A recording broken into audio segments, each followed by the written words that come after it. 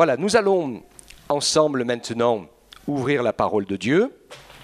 Je voudrais, en introduction, donner quelque chose qui n'était pas dans ma préparation, mais qui me semble tout à fait important. Pendant que nous commencions à nous rassembler ce matin, et que nous étions en train de nous préparer dans la louange et dans l'adoration, j'ai ressenti et vu quelque chose qui me semble tout à fait important, que la vie avec le Seigneur Jésus, surtout dans la période qui est en train de nous approcher, la période dans laquelle nous entrons, qui est en train de venir, nous devons être conscients ensemble vraiment de ce combat quasi militaire, parce que c'est ça que je voyais, hein, que l'adversaire, et c'est pour ça que je vous ai lu ce texte pendant la Sainte Seine, hein, qui nous rappelait que nous n'avons pas à lutter contre la chair, contre le sang, mais contre les autorités, les principautés. Et il y a donc un réel combat spirituel pour nous, dans la présence du Seigneur, pour avancer avec lui, sachant que l'adversaire essaye d'agir sur tous les fronts et surtout dans nos pensées. Et ce que je réalisais ce matin, c'est que beaucoup d'entre nous, entre leurs soucis, vos pensez et votre téléphone portable, vous êtes là sans être là. Et donc c'est vraiment super important de faire attention, parce que c'est le monde qui veut ça aujourd'hui. Nos enfants n'arrivent plus à se concentrer, ils sont partout et nulle part à la fois, hein.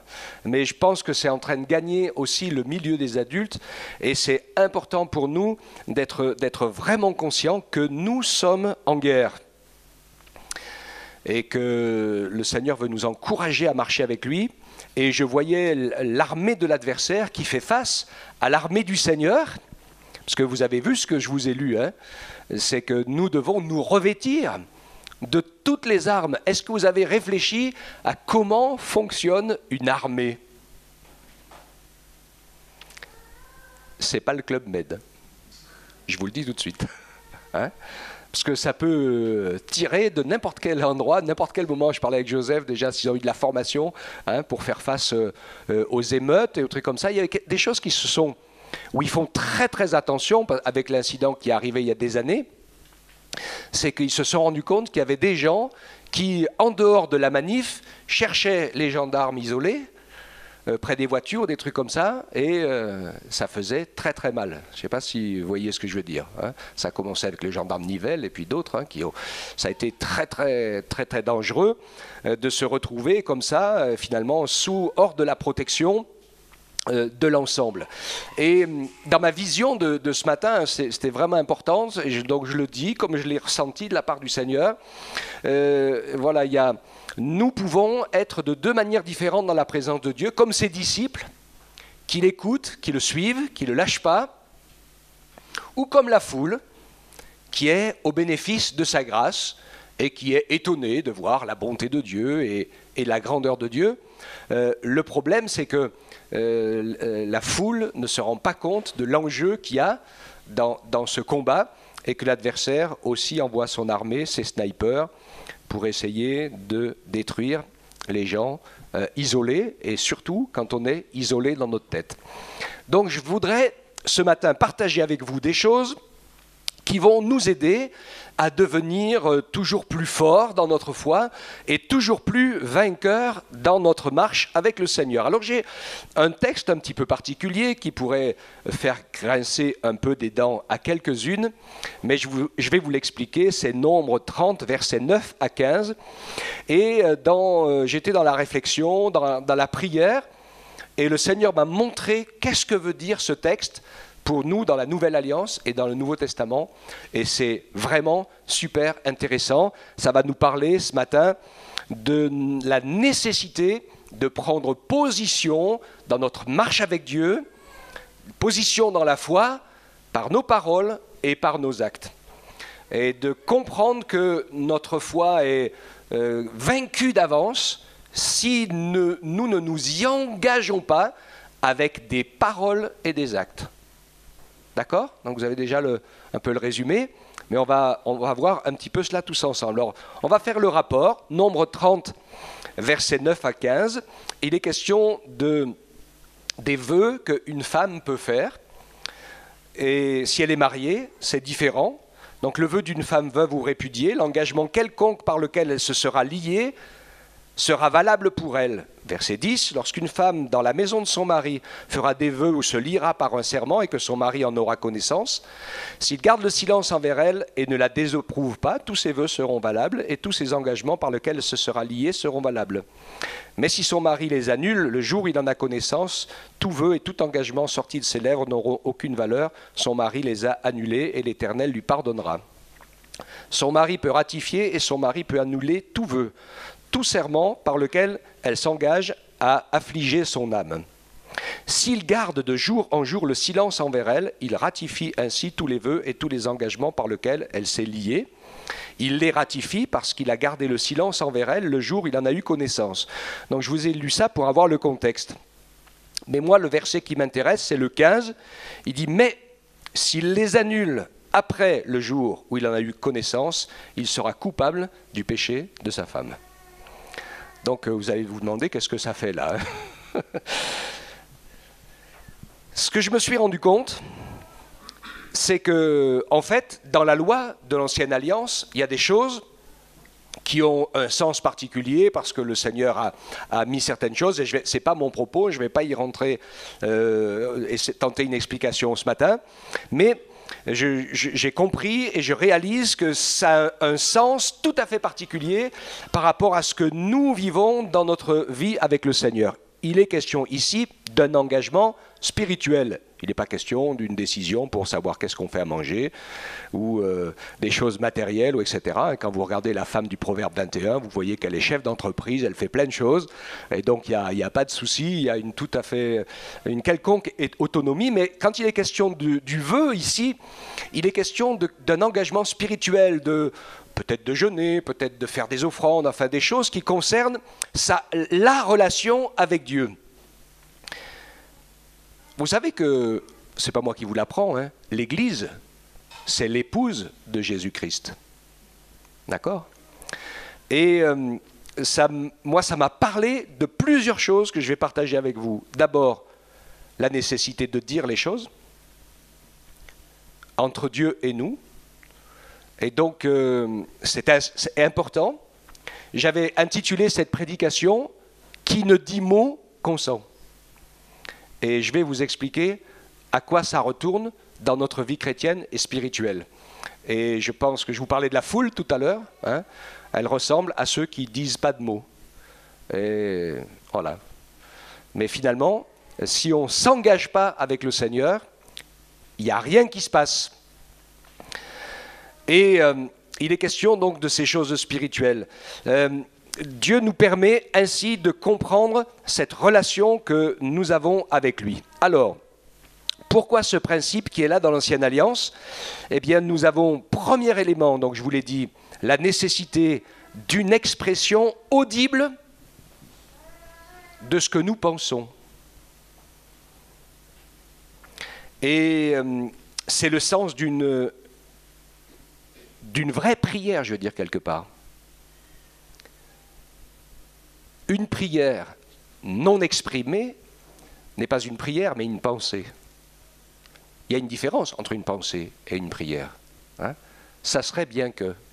On peut penser ça dans notre tête, parfois. Hein ? Je regardais ce verset de Matthieu 18, 19, où Jésus dit « Je vous dis encore que si 2 d'entre vous s'accordent sur la terre pour demander une chose quelconque, elle leur sera accordée par mon Père qui est dans les cieux. » Alors ici, pour moi, c'est un accord à 3. Mais la prière, pour qu'elle soit efficace et exaucée, il faut un accord à 2.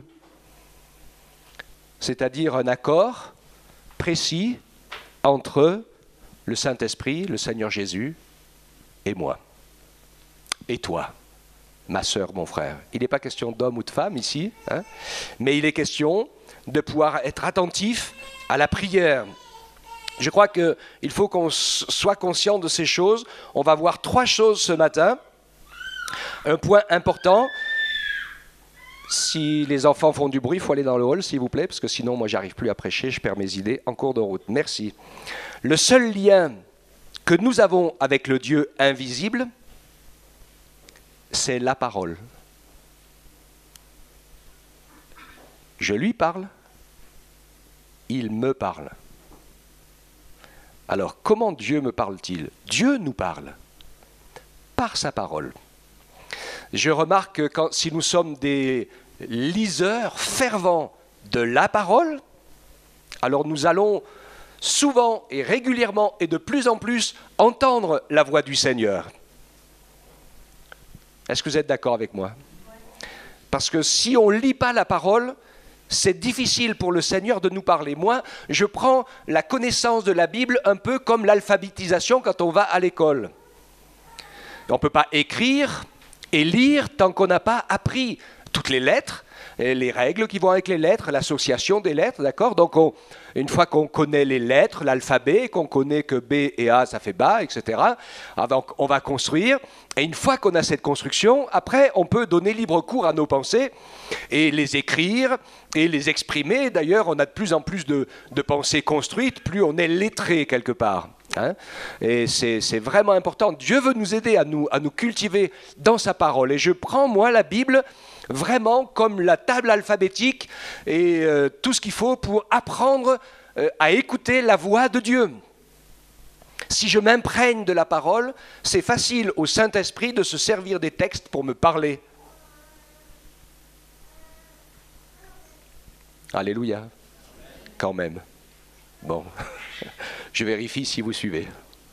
C'est super important ce que je vous dis. Hein. Et il faut qu'on puisse arriver à se mettre à l'écoute, à ne pas se laisser distraire. Donc, l'importance de pouvoir réaliser ce lien invisible, mais tellement fort. Avant le premier atome de la création de Dieu, il n'y avait rien de rien. Pourtant, Dieu était Dieu et il est depuis toujours parole. Et quand il a exprimé la création par sa parole, tout ce qui n'existait pas est venu à l'existence. D'ailleurs, ce qui existe matériellement, c'est rien du tout. Les scientifiques vous diront enlever le vide de l'univers et la matière tient dans un dé à coudre. Parce que la création, c'est énergie, puissance, lumière et force. La matière, c'est rien du tout. Hein, c'est qu'un petit peu de poussière qui est en train de bouger. On est tous atomiques. Je ne vous apprends pas la nouvelle. Hein, nous et la matière, etc. Donc, c'est important pour nous de réaliser ces choses-là. L'essentiel, la parole. Et je dis que souvent, quand nous gardons nos réflexions à l'intérieur de nous, elles sont souvent propices au découragement et aux idées sombres. Ouais. Souvent, quand on pense, c'est pas beaucoup positif. On se dit, et pourquoi ci, et pourquoi ça, et ça va pas ceci, et pourquoi cela. On est tous en train de trouver les défauts dans nos pensées. Mais je veux vraiment ce matin qu'on réalise ensemble que nous sommes, à l'image de notre Sauveur, des gens de la parole. Et qu'il nous faut prendre position tous les jours dans la louange et l'adoration de ceux que nous sommes convaincus. Parce que nous sommes convaincus que le Seigneur est la vérité, alléluia. Nous sommes convaincus qu'il nous a sauvés, nous sommes convaincus que sa parole est la vérité. Nous sommes convaincus de ces choses et le Seigneur veut que nous puissions les exprimer. Et pas simplement les garder dans un recoin de notre esprit. C'est souvent pour ça que notre foi est chancelante et faible. Parce qu'on ne vit que dans le monde de la pensée. Et vraiment, le Seigneur veut nous encourager. Comme je dis souvent, parlez à Dieu à haute voix ou à voix basse ou en vous-même, peu importe, si vous voulez que Dieu vous écoute.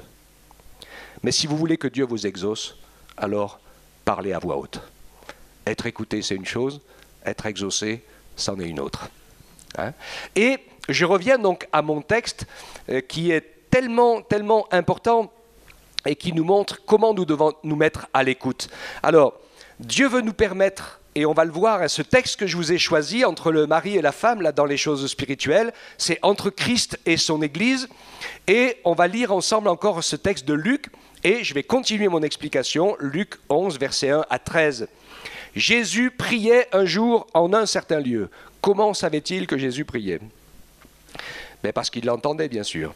Et lorsqu'il eut achevé, un de ses disciples lui dit, « Seigneur, enseigne-nous à prier, comme Jean l'a enseigné à ses disciples. » Si Jésus avait simplement prié dans sa tête, il ne se serait pas posé de questions. Hein. Mais Jésus a prié, et je suppose qu'il a dit des choses impressionnantes, tellement belles et tellement profondes, qui se sont dit, ah ben, faut que tu nous apprennes, Seigneur. Hein. Alors, bien sûr, prier, ça s'apprend, mais ça ne s'apprend pas avec des récitations. Hein, ce qu'il faut savoir, et c'est super important, nous on ne le réalise pas, et les gens de religion ne le réalisent pas non plus, ce n'est pas une prière à réciter que le Seigneur Jésus nous a donné, c'est un plan pour prier. C'est différent entre une récitation et un plan. D'accord? Je suis archi convaincu que ce n'est pas des mots à réciter, mais que c'est un plan à prier. Donc il va leur dire, eh bien, quand vous priez, dites, Père, que ton nom soit sanctifié. Donc la première chose, ça nous montre que la prière, l'entrée dans la prière, c'est l'entrée dans l'adoration. Dans la prise de conscience et le remerciement du Seigneur que lui est saint, qu'il est parfait, qu'il est dans le ciel, qu'il est Dieu, et que moi je suis son enfant. Combien de fois, même nous des fois, on passe outre. Je suis impressionné que parfois nous parmi les chrétiens, alors quand on est ensemble dans une réunion de prière, il n'y a pas de souci, parce que je pense qu'on a eu notre temps de remerciement et d'action de grâce, et on attaque directement par les sujets de prière. Mais autrement, c'est toujours impressionnant de voir que dans la prière, on a tout un tas de sujets, et puis on attaque la prière en disant « Seigneur, tu vois ceci, fais cela, etc. etc. » Il dit « Oh là !» Pas si vite. Et tu sais ce qu'il rajoute, si tu veux bien l'écouter? Attends, c'est moi qui donne les ordres.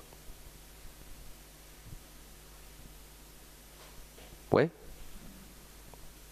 C'est pas toi qui commande, c'est moi. Et prie pas n'importe quoi, n'importe comment, n'importe quand. Si tu veux savoir comment prier, demande-moi. C'est là la position entre Christ et son Église, entre l'homme et la femme, où il est important, si nous nous laissons inspirer par le Saint-Esprit, eh bien nous allons vivre et découvrir que le Seigneur va nous entraîner dans des prières qui sont les siennes, dans son plan, dans sa pensée.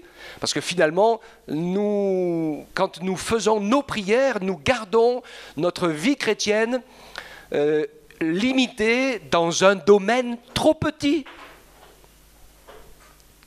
La vie de prière, c'est pas fait pour avoir du pain tous les jours, pour pouvoir changer de bagnole, pour pouvoir avoir la bonne maison et pour avoir des solutions qui s'arrangent dans notre boulot, etc., etc. Ça, c'est la fin de la vie de prière. Mais la vie de prière, c'est d'abord pour être dans l'adoration et la communion avec le Seigneur, et ensuite recevoir les ordres comme des bons soldats pour savoir comment on va attaquer les journées et les batailles que le Seigneur a mis devant nous. Parce que sinon, on arrive comme des touristes sur le champ de bataille. Sans armes, sans armure, avec notre petite prière, et on se fait décaniller, déglinguer par les snipers, hein, et on tombe, etc. Parce que finalement, on ne se rend pas du tout compte du niveau du combat, on ne se rend pas du tout compte que nous avons besoin d'être revêtus d'une armure, et des fois on est négligent avec le péché, etc. Et il faut qu'on soit très attentif à tout cela. Hein. Donc que Dieu nous aide à pouvoir rechercher d'abord la direction et l'inspiration de son esprit. Et c'est dans ce sens, je dis que si nous prions nos prières à nous, en faisant notre liste de prières, etc., eh bien le Seigneur va quelque part, un peu en quelque sorte, un peu comme le mari, nous désavouer. Hein, en disant mais c'est pas comme ça que ça marche. J'aime beaucoup cette parole, hein, quand il imprime la prière, ton nom soit sanctifié, ton règne vienne. Je vais pas faire le tour, hein. Donne-nous chaque jour notre pain quotidien, ça veut dire qu'on peut aussi prier bien sûr pour ses besoins. Pardonne-nous nos péchés, car nous aussi nous pardonnons à quiconque nous offense. Ne nous laisse pas entrer dans la tentation, ça c'est important. Hein. Et attention, quand nous sommes dérangés, bousculés, eh bien, nous devons insister dans la discussion avec le Seigneur. Moi, j'appelle la prière la discussion avec le Seigneur.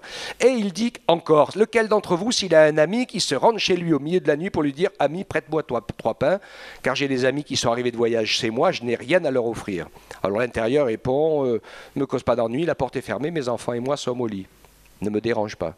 Alors on se dit, mais il pourrait laisser tout le monde au lit, lui aller chercher du pain et le lui donner. Mais il faut savoir que comment ça fonctionnait à l'époque. La plupart des temps, les gens n'avaient qu'une petite maison, où il y avait tout dans la maison, donc la journée ça servait pour travailler, et ça servait pour manger, et la nuit pour dormir. Donc quand c'était le soir pour dormir, on fermait la porte, on étendait tous les lits, tout le monde se couchait. Ça veut dire que si, au milieu de la nuit, j'ouvre la porte pour laisser rentrer quelqu'un, je réveille tout le monde et j'enlève les lits. Donc c'est pour ça qu'il dit, fiche-moi la paix, tout le monde est couché, je ne vais pas démonter ma maison pour te donner des pains. C'est un peu plus engageant que ce qu'on pense nous, hein.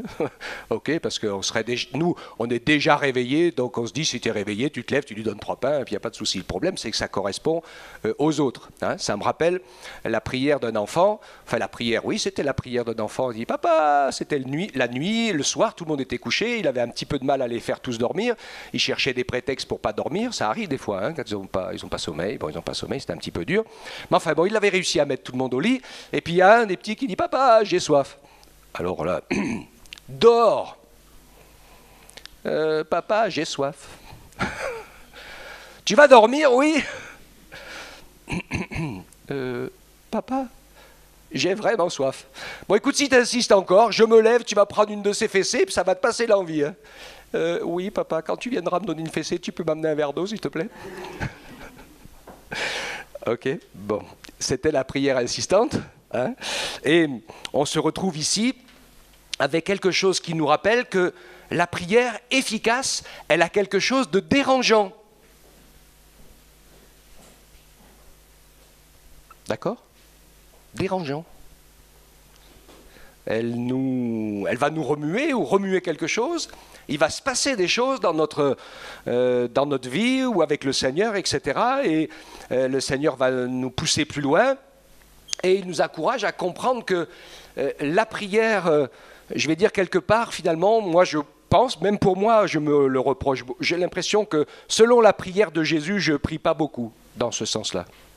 Parce qu'il dit, demandez, on vous donnera, cherchez, vous trouverez, frappez, on vous ouvrira. Quiconque demande reçoit, celui qui cherche trouve, et on frappe à celui qui ouvre. Donc quelque part, comme tu dis, ça sonne dans tous les coins. Hein. Et si on ne lâche pas prise, peut-être que le Seigneur attend, mais à un moment donné, on va peut-être se mettre à comprendre ce qu'il veut nous dire. Donc il vaut mieux s'y prendre mal, mais s'y prendre avec force et insistance jusqu'à ce qu'il se passe des choses, plutôt que de ne pas s'y prendre du tout. Ou alors simplement de dire, Seigneur, tu vois, j'ai besoin de ça, ça. Alléluia, amen, à demain. Et le Seigneur nous montre l'explication. Hein, sur le principe, c'est pour ça que je vous disais que la prière, ce n'est pas uniquement par rapport à nos besoins, mais c'est par rapport à notre place dans son œuvre, à notre service, à notre ministère, parce que Dieu nous a donné un service à chacun, et il a mis en nous des trésors qui doivent se mettre en action pour bénir les autres, et il donne la réponse au verset 11, il dit, quel père parmi vous, si son fils lui demande du pain, lui donnera une pierre? Ou s'il lui demande du poisson, il va lui donner un serpent au lieu du poisson? Ou s'il lui demande un œuf, il va lui donner un scorpion?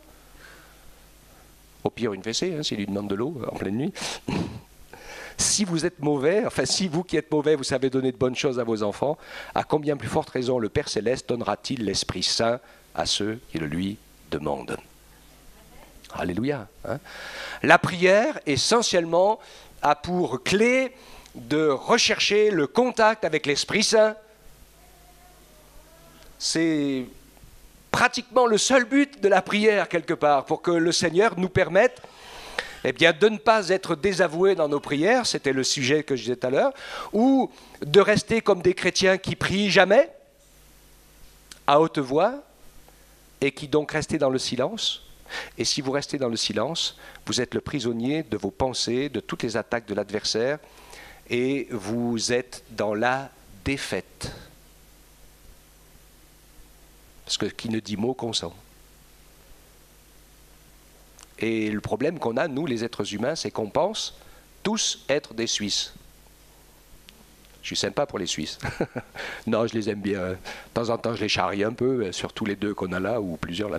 Hein? Neutre.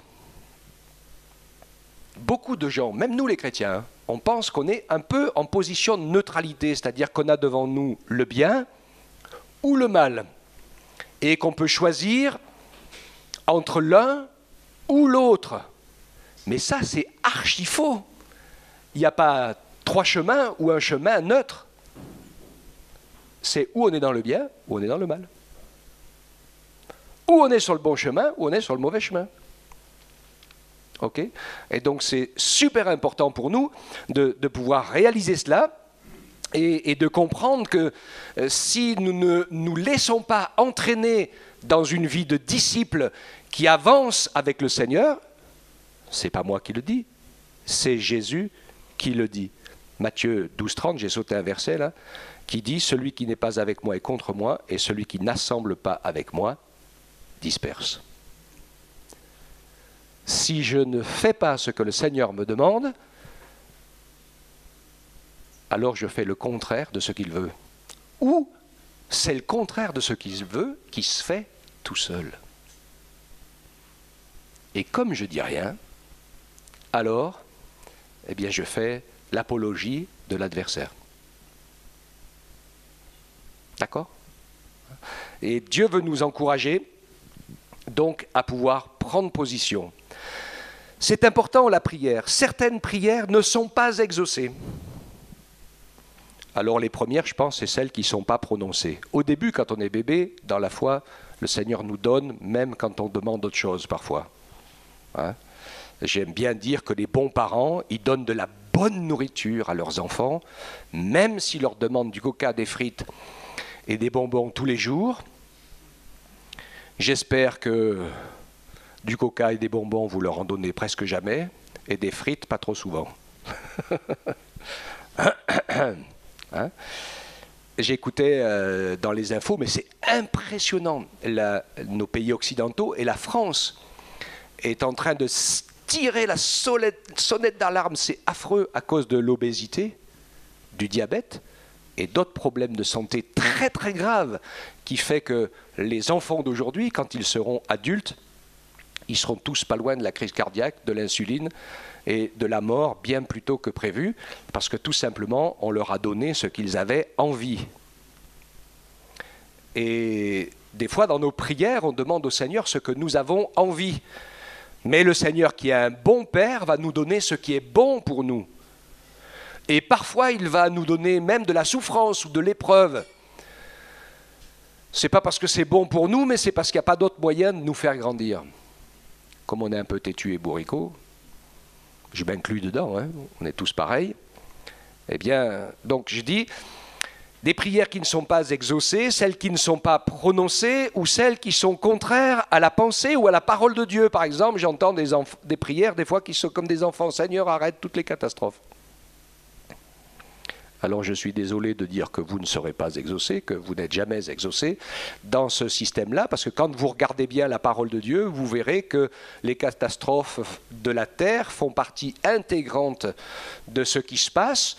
Je ne veux pas dire que c'est forcément son plan, mais il y a une notion de vérité, c'est-à-dire que plus les hommes vivent n'importe comment, et plus leur monde s'effondre. Même s'il y a des chrétiens au milieu d'eux. Quand, au lieu d'écouter le conseil de l'apôtre Paul, les Romains et le gouverneur du bateau ont pris la mer alors que Paul leur disait de la part du Seigneur qu'il allait avoir une tempête et qu'il mettrait tout en péril, leur bien et leur vie, eux, ils ont dit non, non, pas de souci, regardez, il y a un beau soleil, il y a un bon vent, on y va. Vous savez pourquoi ils n'ont pas tous coulé, qu'ils ne sont pas tous morts noyés? Parce qu'il y avait Paul qui était au milieu d'eux et que Dieu avait décidé que Paul il irait à Rome prêcher la parole aux Romains chrétiens et aux Romains pas chrétiens jusqu'aux autorités devant César. Ils ont eu un sacré bol, eux, hein, mais sinon, il y en a un sacré paquet de bateaux qui a coulé, d'avions qui sont tombés et de tout un tas d'autres choses qui sont arrivées dans ce monde. Alors bien sûr que ça nous catastrophe, mais si on se met à l'échelle ou à la vision de Dieu, nous n'avons pas besoin de nous laisser impressionner par des éléments apocalyptiques. Alors c'est vrai que quand le Titanic coule, c'est impressionnant. C'est vrai que quand les tours du World Trade Center s'effondrent, c'est vraiment impressionnant. Mais il y a quand même beaucoup plus d'enfants qui meurent parfois en quelques semaines dans des pays de famine. Et là, ça ne nous impressionne pas du tout. Il y en a beaucoup plus que 2 ou 3 000 qui meurent chaque été, hein, ou chaque année. Vous comprenez ce que je veux dire? C'est une question, Dieu il voit ça, il ne voit pas une grande différence. Alors nous, bien sûr, ça nous affole quand on est un petit peu touché. Ça affolait les disciples de Jésus qui disaient comment ça se fait, il y a des gens, ils faisaient un sacrifice à Dieu, Pilate les a massacrés, les autres ils sont allés visiter une tour, je sais pas, la tour s'est écroulée, il y a eu je sais pas combien de morts, c'est une catastrophe, est-ce qu'ils ont péché plus que les autres? Jésus leur dit ni plus ni moins, il n'y a pas de... Mais il leur ajoute, attention, si vous ne vous repentez pas de vos péchés, si vous n'acceptez pas Jésus comme votre sauveur personnel, vous périrez comme eux. Pas d'une mort violente forcément, mais perdu pour l'éternité. C'est ça la gravité des choses. Okay? Donc le Seigneur veut nous encourager, pas de prière à insensé, surtout que la parole de Dieu nous dit qu'à la fin, les hommes s'éloignent de plus en plus du Seigneur et qu'il y aura des catastrophes de plus en plus grandes et que même les hommes mourront de peur au bruit de la mer et des flots. Donc ça ne sert à rien de prier pour que tout s'arrête. Des prières qui sont hors de sens aussi, où j'ai entendu parfois ces prières, Seigneur guéris tous les malades. C'est insensé parce que c'est jamais arrivé. Et que c'est tout un chemin personnel et particulier qui se fait par rapport à la maladie. Personnellement, je pense que Jésus est rentré assez souvent dans le temple, pas non plus de nombreuses fois, mais quand même, à certains moments, il y est allé, à certains moments, plusieurs jours de suite. Quand il était à Jérusalem, il y allait plusieurs jours de suite, etc. Il y est au moins allé 3-4 fois, jusqu'à la crucifixion. Je suis archi sûr que le boiteux paralysé, là, qui ne savait pas marcher, assis à la belle porte du temple, il y était tout le temps. Et Jésus n'a rien dit, rien fait. Par contre, au début de l'Église, tout d'un coup, par la puissance et l'action du Saint-Esprit, Pierre et Jean, qui montaient tous les deux ensemble au temple, se sont confrontés à la situation de cet homme et le Seigneur l'a guéri. Alléluia. Donc, nous avons besoin de comprendre aussi que c'est un moyen par lequel le Seigneur peut travailler, parce que nous avons tous appris la vraie foi et la vraie vie au travers des souffrances et des épreuves que nous avons traversées. Parce qu'évidemment, quand ça commence à aller mal, les gens lèvent le poing contre Dieu, mais quand ils sentent leur vie en péril, alors ils commencent à prier. Et on est tous pareils, hein, parce que finalement, on se dit que, oula, si on meurt, on va où? Et c'est ça la vraie question. D'accord? Après, une autre prière insensée aussi, qui ne sera jamais exaucée, sauve tout le monde. Alors je vais dire entre guillemets que là, Dieu n'y peut rien. Parce qu'on n'est pas des robots, parce qu'il nous a créés libres et responsables, et que le salut, c'est une histoire d'amour entre lui et nous. Donc en général, pour partager une histoire d'amour réussie, il faut au moins être deux. Sinon, ça ne marche pas, s'il n'y en a qu'un. Hein? Et donc voilà, le Seigneur, il a fait tout ce qu'il fallait, il nous a aimés, il n'a pas tenu compte de nos péchés passés, il a envoyé Jésus mourir à notre place, il l'a fait mourir avec nos péchés, nos maladies, et il l'a fait ressusciter et l'a mis sur le trône de gloire pour qu'il devienne notre sauveur, notre futur époux céleste. Donc tout est accompli, tous les hommes peuvent être sauvés, tous les êtres humains. Et le seront ceux qui le voudront. D'accord avec ça? Donc, Dieu nous encourage à pouvoir être attentifs et à prendre à cœur le ministère de nos paroles. Pas seulement de sa parole, mais les ministères de nos paroles. J'aime beaucoup, je ne l'ai pas écrit là, mais vous allez vous en rappeler, hein, quand le tout jeune Samuel a commencé à servir le Seigneur dans le temple et qu'il a montré sa fidélité et sa droiture dans le service de Dieu. Il s'est engagé, il faisait tourner le temple, il servait le Seigneur, et puis quand Dieu lui a parlé, il a été fidèle pour retransmettre la parole que Dieu lui a donnée. Et vous avez un verset qui rajoute « Et il ne laissait tomber à terre aucune de ses paroles ». Alors on ne sait pas qui le dit à qui, mais moi perso, je sais que ces paroles, elles sont pour les deux. Parce que Samuel ne laissait tomber à terre aucune des paroles du Seigneur, eh bien le Seigneur ne laissait tomber à terre aucune des paroles de Samuel.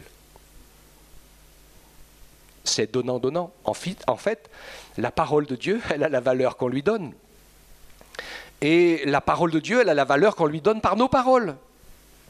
Pas simplement par nos bonnes pensées et par nos bonnes intentions. Et c'est là, bien sûr, que le Seigneur nous encourage à nous engager. Et l'engagement dans le baptême avec la confession publique du nom de Jésus, c'est le départ. Ce que le Seigneur veut nous montrer, c'est que c'est comme ça que ça commence la vie chrétienne. Donc c'est comme ça qu'elle doit continuer. Il y en a beaucoup, c'est la première et la dernière fois qu'ils disent quelque chose pour le nom du Seigneur en se faisant baptiser d'eau. Mais là, tu ne peux pas grandir dans la foi. Là, tu ne vas pas pouvoir remporter de victoire. Tu ne vas pas pouvoir découvrir ton appel. Tu ne vas pas pouvoir te mettre au service du Seigneur. Tu vas juste prier de temps en temps pour demander au Seigneur qu'il fasse en sorte que ta vie se déroule bien. Mais ça, ce n'est pas le plan de Dieu, que notre vie se déroule bien. Vous savez que tous les premiers disciples, apôtres, ils sont tous morts en martyrs. Et que finalement, l'idée, on va dire, nous, ce n'est pas évident que la vie se déroule bien. Mais quand vous écoutez la prière d'Étienne qui va s'en aller vers le Seigneur sous la lapidation, vous vous apercevez que ça, tout va bien. Parce qu'il est dans le plan de Dieu, il est dans la volonté de Dieu, il s'en va pour l'éternité, il est prêt et il prie pour ceux qui sont ses persécuteurs pour que Dieu ne le impute pas ce péché, heureusement, parce qu'il y avait le futur apôtre Paul au milieu des lapidateurs. Ok ? Donc, ils ont utilisé la vie de prière dans le bon sens et nous permettre ainsi de pouvoir avancer. Donc je recite ce verset de Matthieu 12, 30, « Celui qui n'est pas avec moi est contre moi et celui qui n'assemble pas avec moi disperse. » Donc nous devons nous laisser motiver par la parole de Dieu, nous devons prier dans le sens de l'accomplissement de la parole de Dieu. Nous, ces enfants, nous sommes l'accomplissement de sa parole.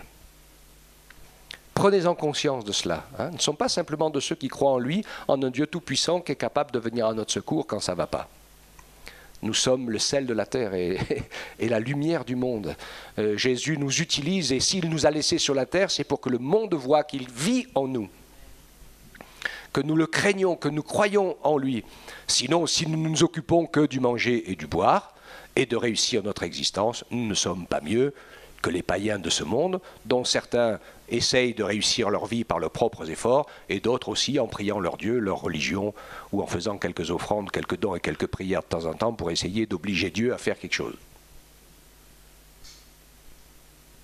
Cherchez premièrement le royaume de Dieu et sa justice, et tout le reste vous sera donné par-dessus. Amen. Le Seigneur nous encourage ainsi à pouvoir avancer dans ses voies, et il va nous entraîner dans la prière, dans la louange, dans l'adoration, dans le service.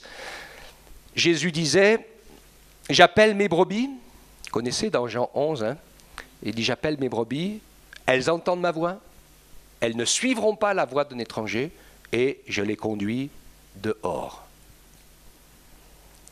Pour les emmener dans des bons pâturages. Alors évidemment, ça nous fait penser, nous, à ce que le Seigneur pourvoit à nos besoins.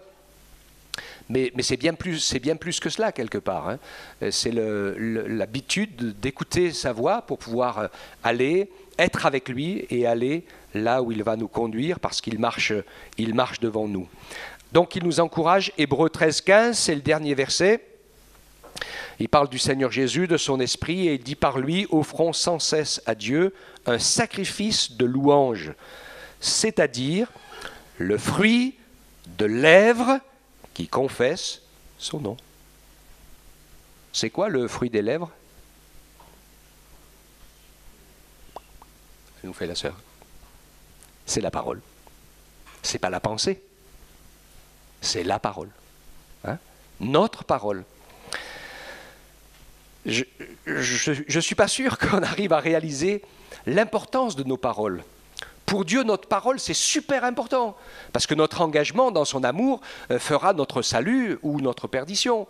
Notre accord avec lui va faire que nous pouvons vivre des choses particulières. Saül et David ont tous les deux fait des choses que c'était seulement réservé aux sacrificateurs de faire. Vous connaissez un peu l'histoire? Vous relirez l'histoire de Saül et de David. Tous les deux, ils ont fait des choses interdites aux non-sacrificateurs. Il y en a un, ça l'a tué, et l'autre, ça l'a béni. Saül, ça l'a tué, David, ça l'a béni. Parce qu'il l'a fait dans la loi, il l'a fait par peur, il l'a fait pour son règne, parce qu'apparemment il avait l'air de vouloir rester roi, alors qu'il avait quand même entendu que Dieu en avait choisi quelqu'un d'autre. Moi je pense que si j'avais été lui, enfin sûrement pas, mais normalement si on était à l'écoute de Dieu, s'il était à l'écoute de Dieu, il aurait dit mon temps de royauté est fini, je rentre chez moi, je m'occupe de mes terres et de la labourer, et puis je laisse la place à l'autre. Et pourquoi pas même l'aider à prendre le pouvoir. Ça aurait été génial quand même. Hein, si Saül, au lieu d'essayer de tuer David, il l'avait aidé à devenir roi. Ça n'aurait pas fini comme ça pour Saül. Hein. Voilà, donc on s'aperçoit que lui qui s'occupait de lui et de sa bénédiction à lui, eh bien, il est passé complètement à côté, et alors qu'on sait que David, qui était un homme selon le cœur de Dieu, nous connaissons le cœur de David, nous connaissons la prière de David, et nous savons qu'il ne vivait pas pour lui-même, mais qu'il vivait pour l'accomplissement de la volonté de Dieu. Même si à un certain moment il était imparfait, grave, ou même chuté, comme ça lui est arrivé, il peut arriver exceptionnellement qu'on tombe, mais je crois que celui qui est dans la foi et dans le service. Et vous savez quelle était la caractéristique de David? C'est que c'était un compositeur de cantiques. Il y a un sacré paquet de paroles de David dans la Bible. Parce que lui, il exprimait sa foi. Et il l'écrivait avec des mots pour dire au Seigneur les choses. Hein, c'est vraiment tellement important. Moi, j'ai toujours aimé la prière d'Ézéchias, je crois, quand il a été envahi par l'armée ennemie et qu'il ne savait plus quoi faire de toutes parts et qu'il a dit résister, on se confie dans le Seigneur. Le Seigneur l'avait demandé de se confier. Et il a reçu une lettre de Sannachérib, le roi de l'armée, une lettre qui disait « Ne vous confiez pas dans votre roi ». Elle écrivait au peuple, la lettre ouverte à tout le peuple. « Vous confiez pas dans votre roi, vous confiez pas dans Dieu, etc. J'ai déjà pris toutes les autres villes d'Israël. » Enfin, il a fait tout. Il se moquait de tout le monde. Donc tout le monde a connu cette lettre. Vous savez ce qu'il a fait, lui? Il a pris la lettre. Vous allez me dire, mais Dieu, il la connaît, la lettre aussi. Non, non, non, non, non, non, non. Il a pris la lettre. Il est allé dans le temple avec la lettre, et puis il a ouvert la lettre, et il dit, Seigneur, je vais te la lire. Si jamais tu n'avais pas bien entendu... hein, et une fois qu'il a eu fini de lire la lettre, il dit, Seigneur, tu as entendu ce qu'ils ont dit sur toi? Et le Seigneur a envoyé son prophète, qui s'est occupé de toute cette armée, qui a été déboulonnée de partout, et ils ont eu une défaite cuisante. Israël n'a même pas eu besoin de combattre. La guerre s'est arrêtée là. Parce que quand même, on ne se moque pas de Dieu. Et nous, souvent, au lieu de faire comme lui, on reste dans la misère. Seigneur, oh, secours-nous. Est-ce que vous comprenez la différence? Hein, entre une prise de position de foi, ce combat spirituel, et que cette conscience que nous avons les uns les autres de veiller sur nos pensées, de veiller sur notre esprit, parce que l'ennemi essaye de s'infiltrer par tous les domaines. Et si nous laissons la primauté à nos pensées, elles vont nous entraîner loin de lui. Même pendant que je vous parle, si vous n'avez pas appris et n'apprenez pas à maîtriser vos pensées. Alors si vous avez du mal à maîtriser vos pensées, c'est ce que je dis toujours, prenez un cahier et un crayon et écrivez le message. Et restez dans le message et maîtrisez vos pensées pour réussir à écouter ce que le Seigneur veut vous dire, vous donner, parce que c'est super important. Sinon, sans s'en rendre compte, eh bien, on va d'un côté et de l'autre, et le Saint-Esprit n'arrive pas à nous trouver droit dans les yeux et à nous dire ce qu'il a besoin de nous dire, pour nous bénir, pour nous encourager, pour nous fortifier. Et nous, de notre côté, on est passif, on dit Dieu, tu dis que tu es mon Père, enfin on le pense, hein, donc tu vas prendre soin de moi. Et le jour où on voit qu'il nous arrive des tuiles et qu'on a l'impression qu'il ne prend pas soin de nous, au fond de nous, on ne dit rien non plus, on continue à rien dire, on se dit Seigneur quand même, t'es gonflé, hein. Enfin on n'ose pas lui le dire ça, hein. Mais tu ne tiens pas ta parole, tu t'occupes pas de moi, mais qu'est-ce qui m'arrive, hein? Est-ce que ça vous parle là, ce que je vous dis ce matin? Alléluia. Que Dieu nous aide à pouvoir ne pas nous laisser embarquer par nos pensées intérieures qui sont tristes et décourageantes, voire déprimantes, qui sont la porte par laquelle l'adversaire peut parfois essayer de nous tenter et même parfois de nous faire tomber. C'est aussi le domaine, la tentation commence dans le domaine des pensées. J'ai trouvé un proverbe que je connais depuis longtemps, hein, c'est le proverbe 16-30, il dit « Celui qui ferme les yeux et pour se livrer à des pensées perverses, que celui qui se mord les lèvres, il a déjà consommé le mal. » D'accord? Dans le silence, c'est pas toujours terrible. Que Dieu nous permette donc de pouvoir prendre position, qu'il nous permette de comprendre que la prière, c'est fait pour vivre avec lui sur le terrain de ce combat spirituel dans lequel nous sommes, que nous le voulions ou non. Comment dirais-je, vous me croyez pas, vous le voulez pas, peu importe, vous êtes ou des soldats ou des touristes. Mais l'adversaire, il ne fait pas de quartier. Si vous n'êtes pas revêtu de l'armure, de la parole, de la foi, le casque du salut, les chaussures du zèle, l'épée de l'esprit, etc. Vous voyez, toute l'armure d'un soldat, il prenait l'exemple d'un soldat romain, et quand on a commencé, on a repris ensemble aux réunions de maison chez Patrick et Patricia, le jeudi après-midi, on a repris un petit peu le sermon sur la montagne, hein, qui nous donne toute la liste des heureux.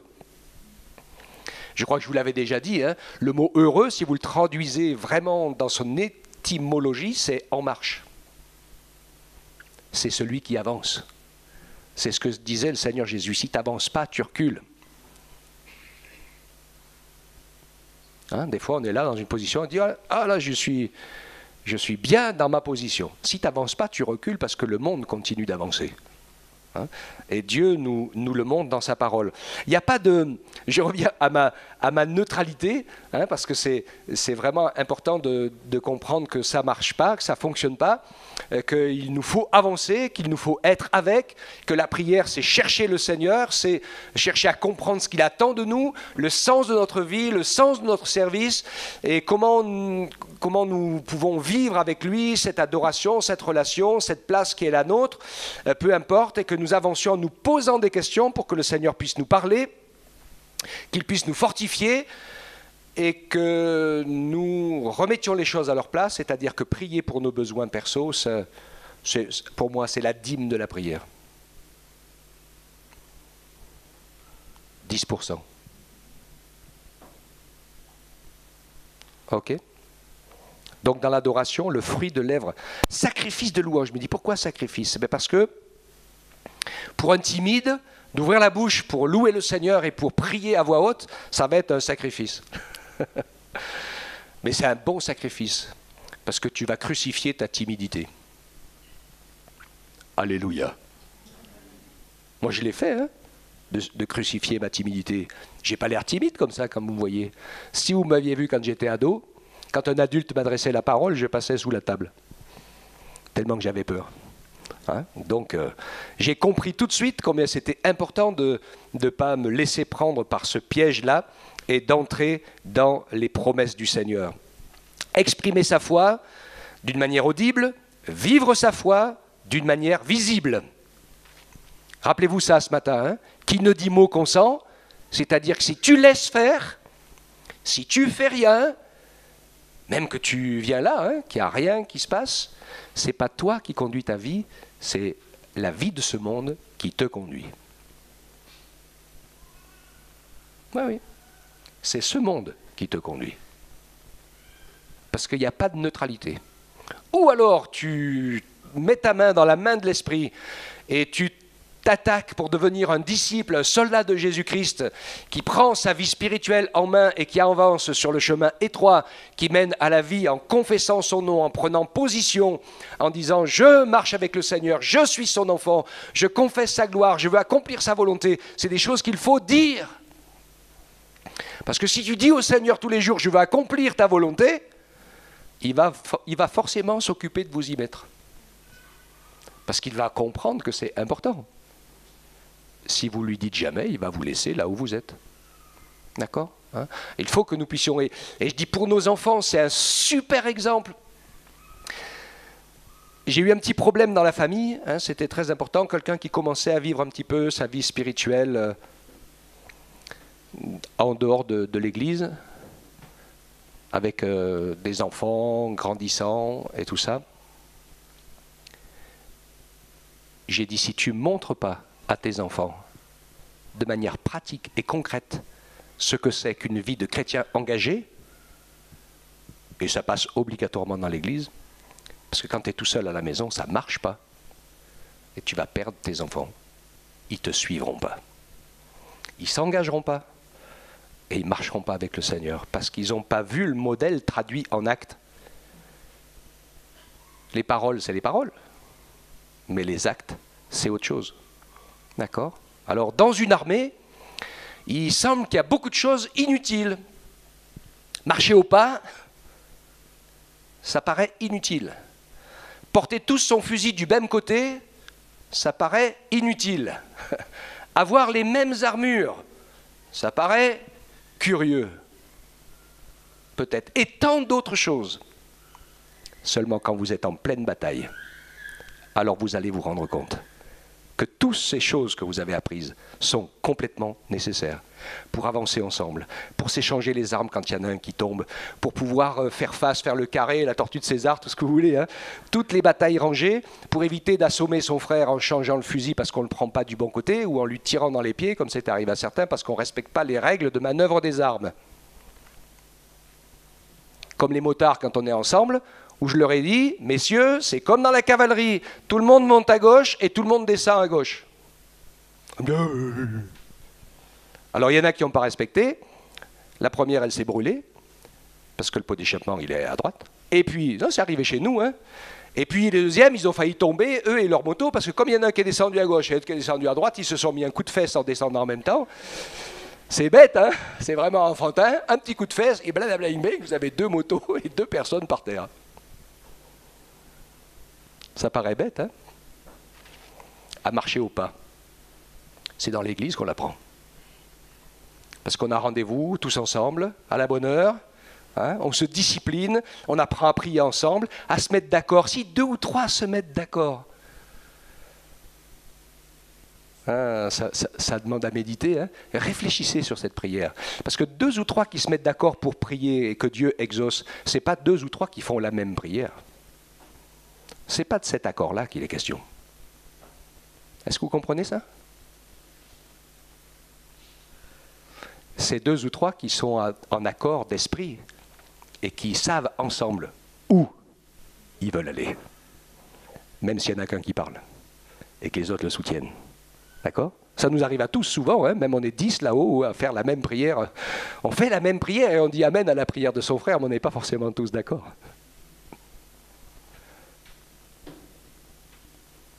Il y a du boulot. Hein.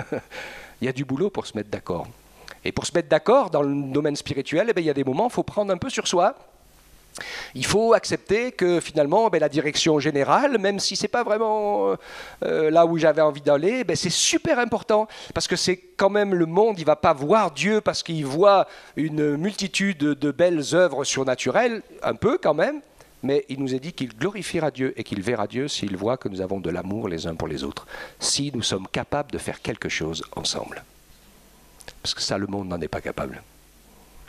Il n'y a que les chrétiens qui sont capables de faire les choses ensemble.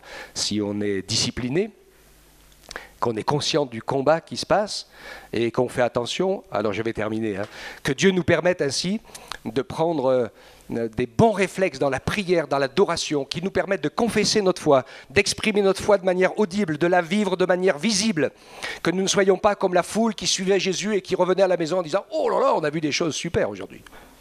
Ils n'ont rien compris, à part que Jésus est grand et tout-puissant, mais ça, il n'y a rien changé. Mais par contre, les disciples, eux, ils ne lâchaient plus Jésus, ils l'ont vu, ils l'ont entendu, et l'apôtre Pierre, et j'espère que nous aussi, on peut dire la même chose, dit Seigneur, quand Jésus leur a dit, vous ne voulez pas partir, vous aussi, parce que tout le monde commençait à s'en aller, et Jésus leur dit, vous ne voulez pas partir, et Pierre lui dit, mais Seigneur, à quel autre irions-nous? Tu as les paroles de la vie éternelle. Il leur a dit, est-ce que vous ne voulez pas partir, c'est-à-dire arrêter de me suivre. Moi j'ai l'impression parfois qu'on est arrêté de le suivre. On croit toujours en lui, on l'aime toujours, on lui parle toujours, mais on est arrêté de le suivre sur le bord du chemin. Parce que Jésus, lui, nous a pris d'un endroit, et ce qu'il veut, avec nous, dans la prière, c'est de nous emmener à un autre endroit. Ça fait combien d'années que tu es assis dans ta vie, toujours au même endroit ?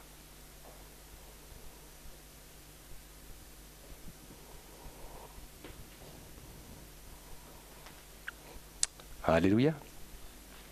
Que le Seigneur nous aide ainsi à pouvoir nous prendre par la main, nous faire violence, laisser son esprit nous parler et comprendre, je pense que nous l'avons pu le penser ce matin, que le Seigneur est un petit peu comme notre mari qui parfois bien peut nous désapprouver dans toutes nos prières et te dit « je ne suis pas d'accord, c'est pas ça que je veux, c'est pas la priorité, je veux autre chose pour toi ».